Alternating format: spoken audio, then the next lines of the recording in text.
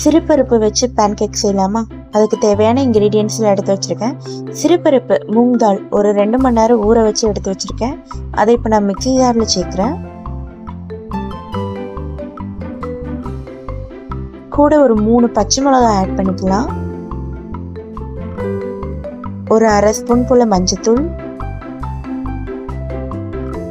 அவ்வளோதான். இதை தண்ணி ஊற்றாமல் இந்த மாதிரி ஃப்ளஃபியாக அரைச்சி கொண்டு வந்துடலாம். இந்த பேட்டர் வந்து இந்த கன்சிஸ்டன்சியில் தான் இருக்கணும், ரொம்ப தண்ணியாக இடக்கூடாது. பிரேக்ஃபாஸ்ட்டுக்கு ஸ்நாக்ஸுக்கெல்லாம் இந்த ரெசிபி ரொம்ப நல்லாயிருக்கும். இது கூட நான் இஞ்சி பூண்டு பேஸ்ட் கொஞ்சமாக ஆட் பண்ணிக்கிறேன், ஒரு 1/4 டீஸ்பூன் தான். இது கூட நல்லா சீவி வச்சுருக்க கேபேஜ்,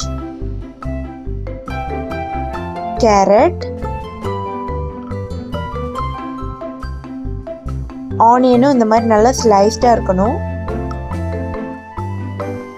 ஒரு கொஞ்சமாக ஒரு பச்சை மிளகா ஆல்ரெடி நம்ம போட்டிருக்கோம், சும்மா கொஞ்சமாக பச்சை மிளகா குட்டி குட்டியாக கட் பண்ணி. இப்போ இது எல்லாம் போட்டு தேவையான அளவு உப்பும் போட்டு கொஞ்சம் கொத்தமல்லி இலைகளும் துவைக்கிறேன். நல்லா நம்ம வந்து பிசைஞ்சிக்கலாம். உப்பும் போட்டு நான் சீரகமும் ஒரு அரை ஸ்பூன் போல் போட்டிருக்கேன். இது கரண்டியில் மிக்ஸ் பண்ணுறதை விட கையில் பண்ணும்போது தான் நல்லா வந்து மசாலாஸ்லாம் ஒட்டும். இதில் நீங்கள் வந்து கொஞ்சம் சில்லி பவுடர் வேணும்னாலும் ஆட் பண்ணிக்கலாம். நான் இன்னைக்கு சில்லி பவுடர் ஸ்கிப் பண்ணிட்டேன். சில்லி பவுடர், கொஞ்சம் கரம் மசாலா அந்த மாதிரிலாம் கூட ஆட் பண்ணலாம். பட் நான் இன்றைக்கி அதெல்லாம் எதுவுமே போடலை.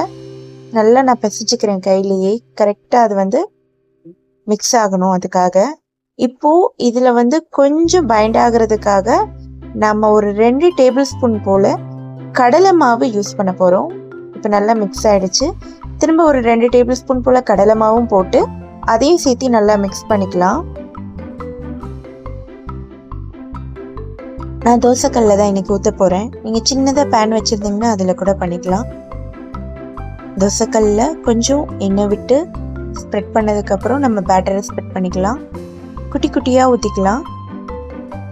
அவ்வளோதான். இந்த மாதிரி ஜென்டலாக ப்ரெஸ் பண்ணால் போதும். ப்ரெஸ் பண்ணிவிட்டு ஒரு லிட் போட்டு மூடி வச்சிடலாம். ஃப்ளேம் வந்து கம்மியாக தான் வச்சுருக்கணும். ஒரு 2 நிமிஷம் எடுத்து பார்த்தா இந்த மாதிரி இருக்கும். இப்போ திருப்பி போட்டுக்கலாம்.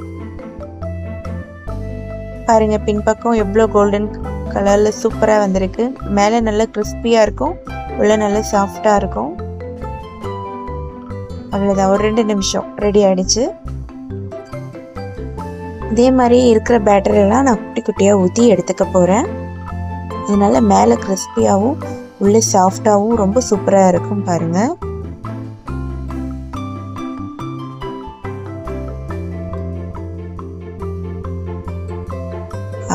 இந்த மாதிரி நான் சின்ன சின்னதாக ஊற்றிருக்கேன்.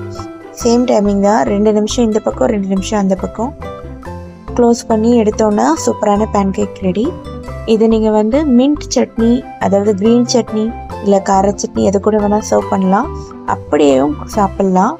இதில் ப்ரோட்டீன் ரிச்சும் இருக்குது, கூடவே ஃபைபர் கண்டென்ட்டும் இருக்குது. ஸோ கண்டிப்பாக ட்ரை பண்ணி பாருங்கள், ரொம்ப டேஸ்ட்டாக இருக்கும்.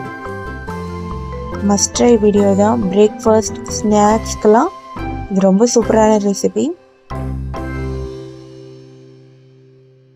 ஓகே, நெக்ஸ்ட் வீடியோவில் பார்க்கலாம். பாய்.